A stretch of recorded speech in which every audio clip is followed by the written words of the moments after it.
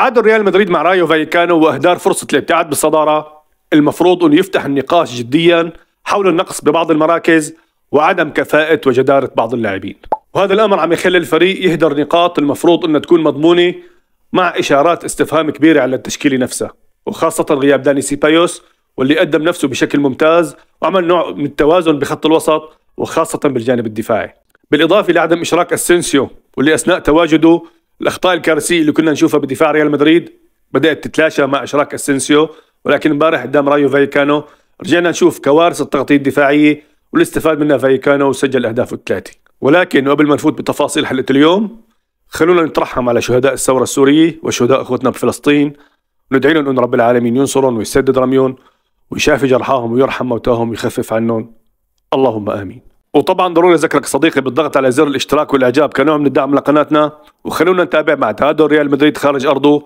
مع رايو فايكانو بنتيجه 3-3 ضمن المرحله 17 من الليغا الاسبانيه.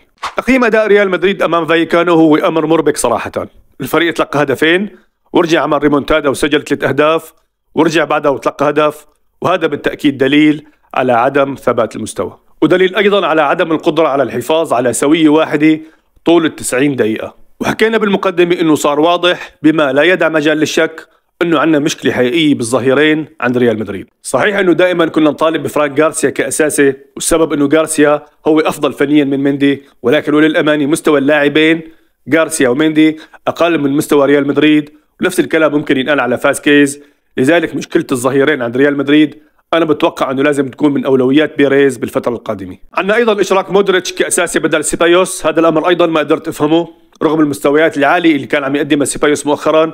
صراحة ما بعرف إذا في مشاكل عم يعاني منها سيبايوس، ولكن كل الأخبار بتقول إنه سيبايوس جاهز، لذلك عدم إشراكه أمر غريب جدا، وخاصة بعد التوازن اللي عمله بخط الوسط بالجانب الدفاعي، لذلك إشارة استفهام كبيرة على المستر لعدم إشراك داني سيبايوس. أنشيلوتي دخل اللقاء بخطة 4-2-3-1، كورتو بحراسة المرمى، روديجير تشاوميني قلبين دفاع، لوكاس فاسكيز وفران غارسيا أظهرة، فالفيردي ومودريتش لاعبين محور، وبخط الوسط جولير على اليمين، ابراهيم دياز على اليسار، وبيلينغهام صانع العاب، وقلب الهجوم رودريجو. صراحة اداء ريال مدريد بهي المباراة كان محير، او بمعنى ادق كان اداء بلا عنوان ولا شكل واضح.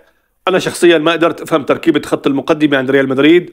رودريجو مثلا واللي هو على الورق قلب هجوم شفناه باغلب مراحل المباراة عم يلعب على الاطراف وخاصة بجهة اليسار.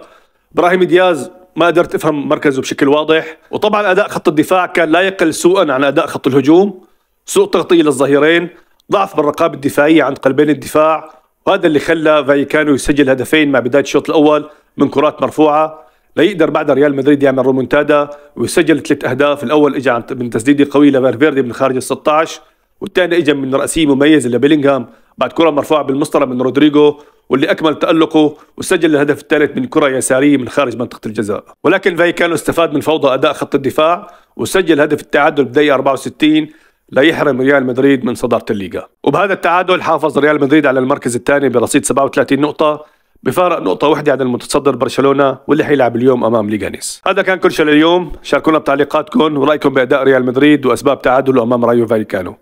بدي أرجع أذكر حضراتكم بالضغط على زر الاشتراك والإعجاب بالقناة، والسلام عليكم ورحمة الله.